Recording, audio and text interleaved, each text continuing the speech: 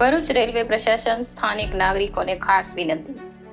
તમામ સંબંધિતોને જાણ કરવામાં આવે છે કે ભરૂચ રેલવે સ્ટેશન પર આવેલો જૂનો ફૂટ ઓવરબ્રિજ જે શહેરના પૂર્વ અને પશ્ચિમને જોડે છે તે ઘણો જૂનો છે અને નાગરિકોની સુરક્ષાને ધ્યાનમાં રાખીને આ જૂનો ફૂટ બ્રિજ 4/3/2024થી બંધ કરવામાં આવ્યો છે.